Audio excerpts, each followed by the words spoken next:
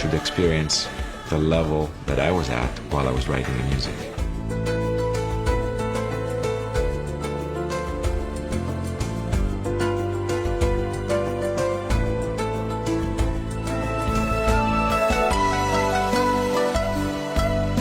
I hope that people will enjoy this new album. I certainly enjoyed making it.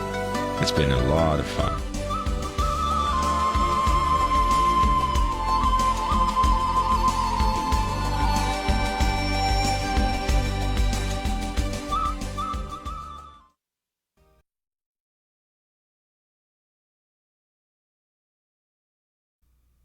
Creating for me is one of the most powerful, deliberate acts that a human being can do.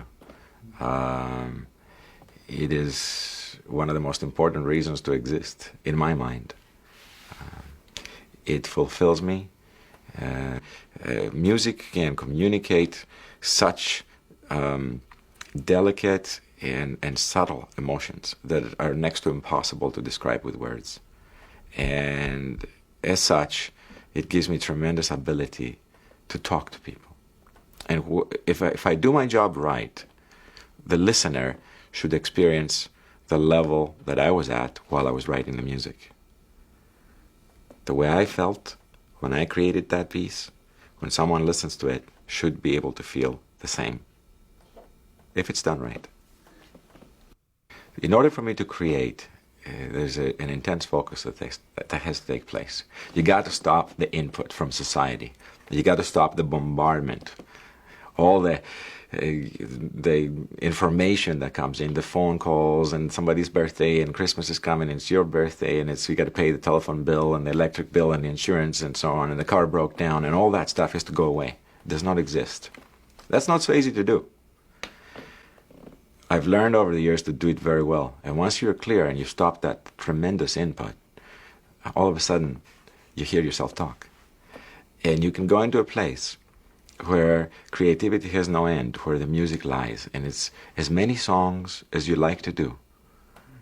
I can close my eyes and hear entire compositions, one after the other, and they're unending when you're in that place. The only requirement is that you do not judge it. You don't have an opinion. You don't say this is a nice one, this is a rhythmic one, this is a fast one, this is a slow one, or this is a bad one. Because as soon as you do that, you're outside that room looking in. And if you do that, then you can't create. You're gone. You're outside that moment that people call that spark, that moment. I think athletes may refer to it as the zone. And that may be a way to communicate that level. It's a magical place.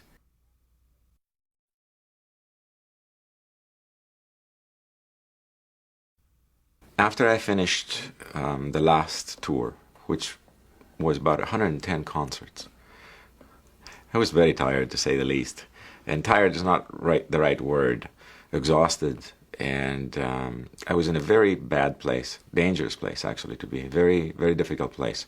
It's a place where you have everything you want, but you're not happy. And it does not feel very good. So the first thing I did is I packed up and I went to Greece and stayed with my parents until I felt that I was healed. And the way I knew is one morning I woke up and looked at the sunrise and I was happy. And then I knew, okay, you're healed. Now you can begin thinking about what you want to do next. I traveled for a few more months after that. So when I got here and it was time to record, I was bursting with ideas. And I'd forgotten how beautiful the feeling is when you create, when you actually make something out of nothing and it just lives and breathes and you succeed at it. The happiness I get from that and the fulfillment, I'd forgotten. It's quite important to me.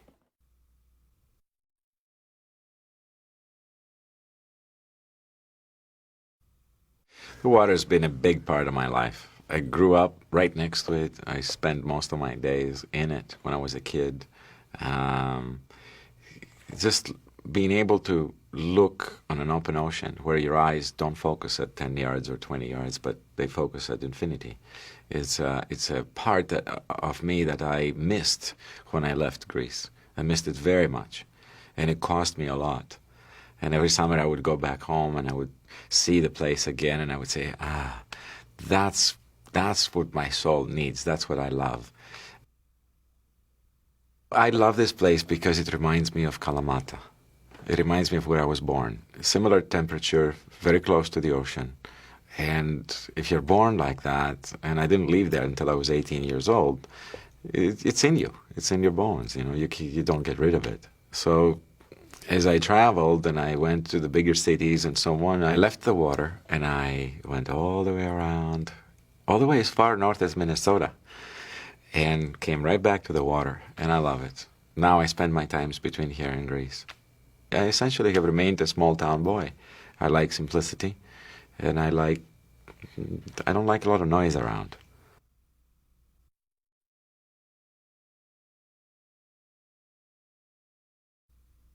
This place is spectacular. It's state-of-the-art digital recording studio, which was a dream of mine to have. I've never had such good facility before. But again, I got to keep in mind this is just technology. What's really special about it is just the atmosphere. The acoustic design, first of all, just the way it sounds. We took special care. But also the atmosphere, the way everything is designed the way I like it, the way I like it to look when I'm working. So it's a pretty inspiring place to be. Music does not come from this place. The music comes from here, comes from my mind. But the tools are wonderful. What this studio enabled me to do is fantastic. Took a long time to build. Had a lot of people working on this. Took a couple of years to design it and build it. But now, hopefully, I'll be working in here for the next decade or so.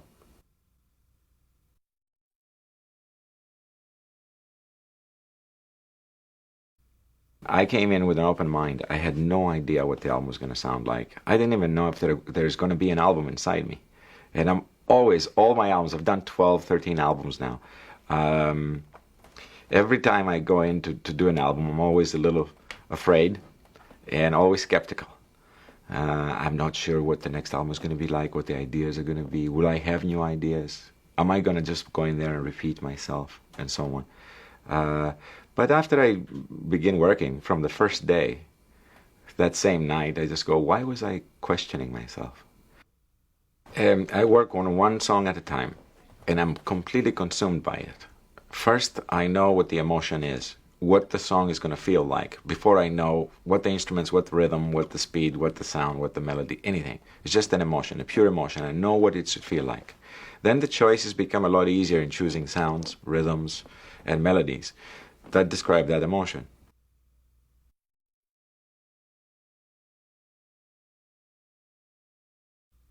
The concert site is really submerged underwater probably for 6 months out of the year. It doesn't exist.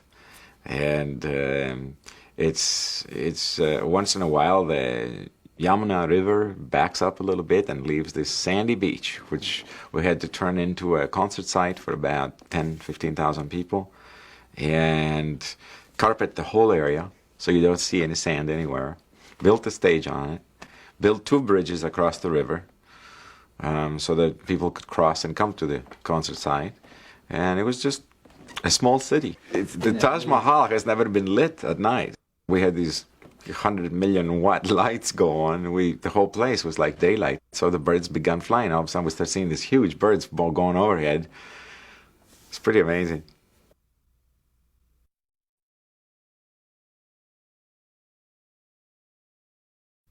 The one thing that really surprised me about Chinese audiences was I was told that they're very cool, calm, and collected. They will applaud, but they're not going to stand up and cheer. And don't expect too much from them, but don't take it personally. They just are like that. Couldn't be farther from the truth. These people are warm. They love music. They express themselves. They made as much noise as any American audience has ever made, or any South American audience, and so on. As far as the government was concerned, I was treated perfectly. They changed nothing that I wanted to say during the concert or do during the concert. I was allowed to perform maybe 400 yards away from Tiananmen Square 4 days before the anniversary of the Tiananmen Square incidents. So they were tolerant, they were accepting because I was accepting towards them. But I was allowed to do my concert and say the same things that I say anywhere else in the world And I could see China is such a big country, it's a billion too. There's a lot of people. There's a lot of people who are not educated. There is cities that are extremely developed, like Guangzhou and Beijing and Shanghai. And then if you go inland, you go into places to where people are maybe lived 200-300 years ago. I can see how Chiang Zemin has a big problem in trying to move an entire nation of that magnitude to any direction. So I sympathize with him.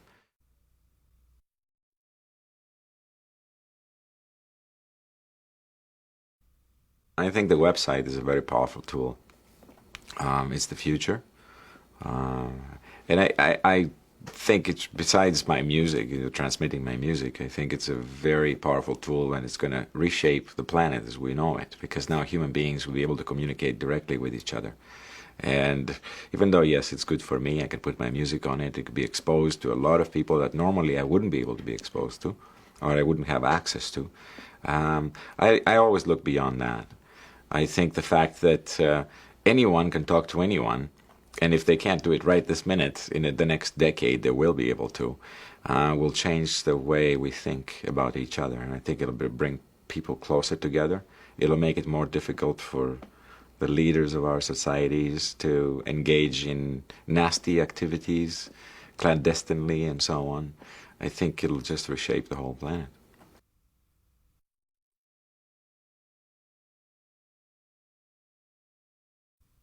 My audience has been great towards me. Even people I meet on the street, they tend to be respectful. The letters that I get from my fans are sometimes move me to tears, and that's, I'm not exaggerating. There are stories that tell me. You know, the letters are not so much when we love your music, and they're not usually centered around that, even though they usually pay me a compliment of one sort or another. It's about they're feeling, most of them begin by, I've never written a fan letter before, but I thought you should know that. That's probably one of the most common fan letters written to me. And then they begin to tell me a story of how my music relates to their life, how it helps them go through one situation or another. For example, people who go through chemotherapy and the pain of chemotherapy, and how much the music helps them endure the pain and be uplifted and go through the battle. The music has been used for a myriad of other reasons. For example, when people lose a loved one, whether it's a wife or a father or son and so on. And I never had any idea that I would be affecting people in that way. And it's amazing. Pregnant mothers write me and say, you know, they play the music for the baby. They put the speaker right on their tummy and play the music. I guess it calms the baby down, I don't know. Or they play it when they give birth to their children, or they play it during funerals or weddings. And as an artist, to have this kind of connection with human beings, any human beings, that your art could be used in some of the most important parts of our lives, it is a confirmation.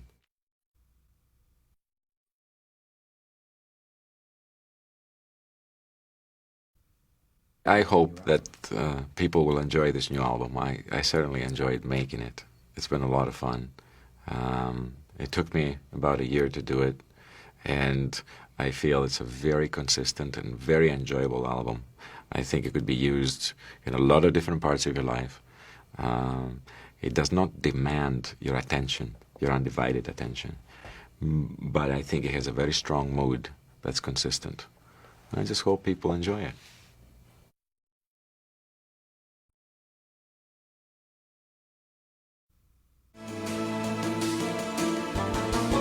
Water has been a big part of my life. I grew up right next to it. I spent most of my days in it when I was a kid. I love this place because it reminds me of Kalamata. It reminds me of where I was born. If you're born like that, and I didn't leave there until I was 18 years old, it's in you. It's in your bones.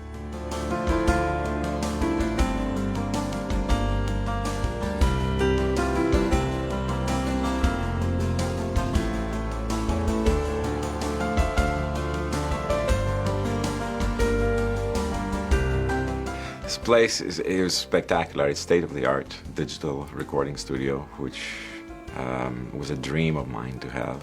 What the studio enabled me to do is fantastic. Took a long time to build. Had a lot of people working on this. Took a couple of years to design it and build it. But now, hopefully, I'll be working in here for the next decade or so.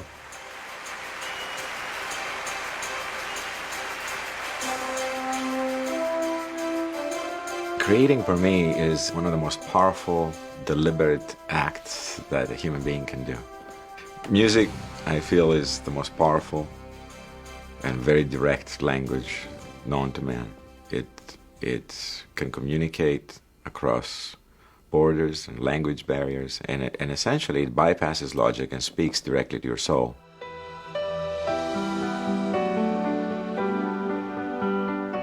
Music can communicate such delicate and subtle emotions that are next to impossible to describe with words.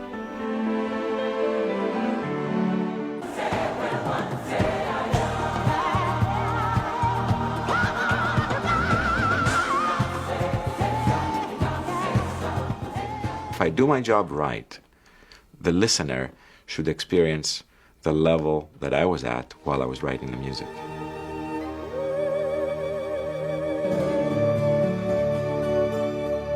I took a year off after the Taj Mahal and the Forbidden City concerts. After I finished the last tour, which was about 110 concerts, I was very tired, to say the least. So the first thing I did is I packed up and I went to Greece and stayed with my parents until I felt that I was healed. I traveled a lot. I went back to a lot of the countries that I toured at, but this time I had time to stay and drink their wine and breathe the air, eat their food, and just be with the people, and filled up with experiences, which I needed. So when I got here and it was time to record, I was bursting with ideas. I came in with an open mind. I had no idea what the album was going to sound like. I work on one song at a time, and I'm completely consumed by it. First, I know what the emotion is, what the song is going to feel like, before I know what the instruments, what the rhythm, what the speed, what the sound, what the melody, anything. I started a year ago. It was the most effortless album that I have ever done. It is a new direction. I think I have learned a lot in the past 20 years of working.